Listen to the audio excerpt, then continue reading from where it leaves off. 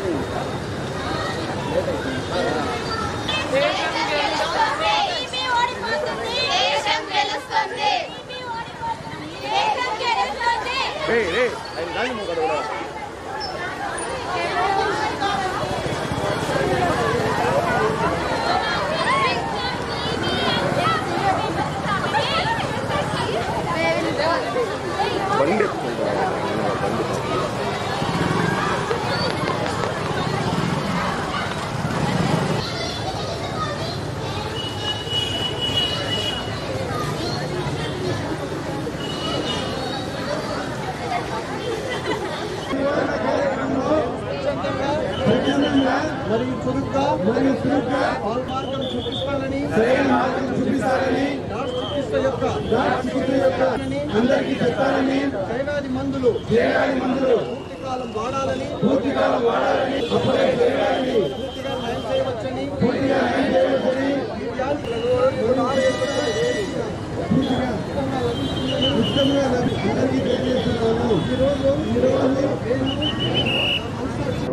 ఏదైతే ఇప్పుడు వీళ్ళందరూ చెప్పినట్టు ఈ టీబీ నుండి జీరో ఫ్రీ ఆంధ్రప్రదేశ్గా తీర్చిదిద్దడమే మన లక్ష్యంగా మన ముఖ్యమంత్రి శ్రీ నారా చంద్రబాబు నాయుడు గారు కృషి చేస్తున్నారు. అలాగే మన చిత్తూరు ఉమ్మడి జిల్లాలో మదనపల్లి దగ్గర శానిటోరియం అనే దీంట్లో ఈ టీబీకి అత్యంత ఉన్నతమైన వైద్యులు ఎక్కడ కూడా సౌత్ ఇండియాలో లేదు. అది మన చిత్తూరు జిల్లా ఉమ్మడి జిల్లాలోని మదనపల్లి దగ్గర ఉంది. సో వీరందరూ చెప్పినట్టు మన చిత్తూరులో కూడా ఇటువంటి కార్యక్రమాలని బాగా ప్రోత్సహిస్తున్న మెడికల్ ఆఫీసర్ గారికి, అలాగే మన ఆరోగ్య శాఖ మంత్రివర్యులు సత్యకుమార్ గారికి కూడా ప్రత్యేక ధన్యవాదాలు తెలియజేసుకుంటూ, చిత్తూరు నియోజకవర్గ ప్రజలందరూ కూడా వీటి నుండి దూరంగా ఉండడానికి కావాల్సిన ఏమైతే మనం కేర్ తీసుకుంటామో దాన్ని ఇంకా ఒక అడుగు ముందుకేసి మన చిత్తూరుని కూడా జీరో ఫ్రీ టీబీ నుండి కాపాడే విధంగా హెల్త్ ఆఫీసర్లందరూ కూడా దీన్ని పర్యవేక్షించాలని కోరుకుంటూ సెలవు తీసుకుంటున్నారు.